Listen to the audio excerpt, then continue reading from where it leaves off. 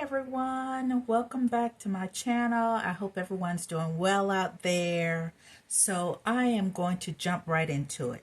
I got scammed, and I'm usually very careful about what I click on my computer, especially when I'm ordering something. But I was looking for some accent chairs to kind of switch up my living room, and I'm not above buying used items. So I go on Facebook Marketplace, and if you go on Facebook Marketplace, some of you may know that there are legitimate companies that actually advertise on Facebook Marketplace. There were some furniture companies that advertise, and then I see Wayfair, and I see a chair that's advertised. I'm like, okay, this is a beautiful chair. I need two of them. So, and it was a flash sale. So I click on it, and I see the chair, and it was a special, buy one, get one free. Maybe that should have been a clue, but sometimes, companies have great sales. So I went ahead and ordered the chair, and after I finish an order, I always check my email to make sure that everything was good. Oh, and I started to use my debit card because I really, at this point in time, I'm not trying to use credit cards. But I didn't feel like getting up to get my debit card. But my PayPal, they accepted PayPal. I'm laying in bed, so I'm like, I'll just use PayPal. No big deal. Thank goodness I did use PayPal. But anyway, so I paid through PayPal. I always check my email to make sure that I got an order number and it's confirmed, whatever. The email looked legit, looked like a legit invoice or receipt, I should say, with the Wayfair logo, the order number, the billing address, mailing address, and the item, picture of the item, and everything. So I'm like, cool. And it said, I believe it said 3 to 5 days to process the order or something like that. So anyway, and I get an email from PayPal saying that this charge was made, blah, blah, blah. So the next day, I get another email from PayPal saying that a charge was made.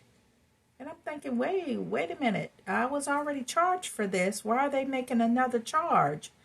And then I get an email from the company, which looked totally different from the first email. As a matter of fact, the return email address to that company was just random alphabet letters like gfdzcb@gmail.com. I'm like, what the hell? I've been scammed. So I go on PayPal to see how I can dispute it. And it says that you have to deal with the seller first before you can submit a dispute. So I used the email that was listed on PayPal for that seller, which was totally different from the email address in the emails I received from the company. So I emailed them saying, hey, I know this is a scam. Refund me my money, or else I'm going to dispute it. Of course, I did not hear from them. Oh, and by the way, that second email from PayPal stated that I was enrolled in automatic payments to this company, $49.99 daily, like reoccurring daily charges. I said, oh, hell no. So through PayPal, I was able to stop those daily charges through PayPal.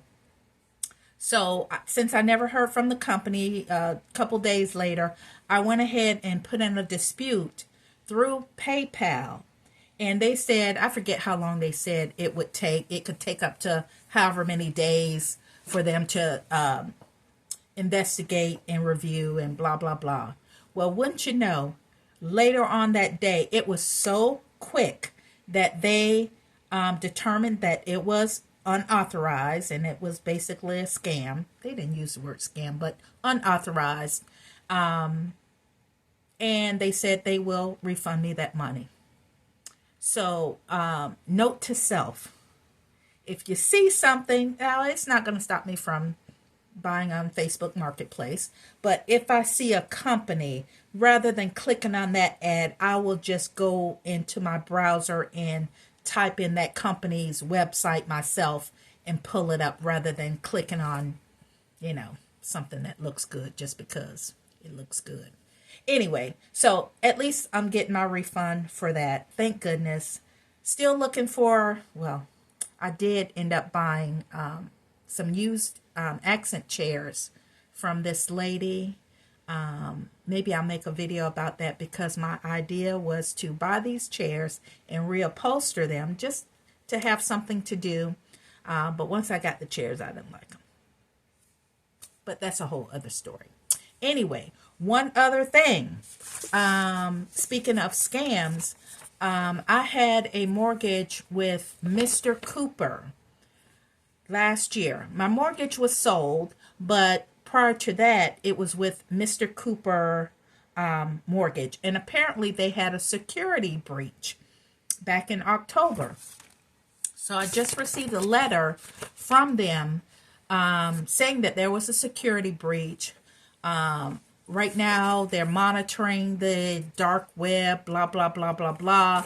But in the meantime, what they're doing is giving customers access to a credit monitoring service that's good for the next 24 months from the day that you register.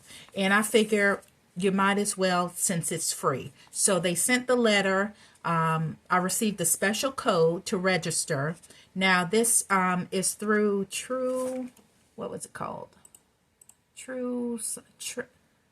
Okay, it's TransUnion. So it's a credit monitoring service, but it's through TransUnion. So I won't get monitoring through, what is the other ones?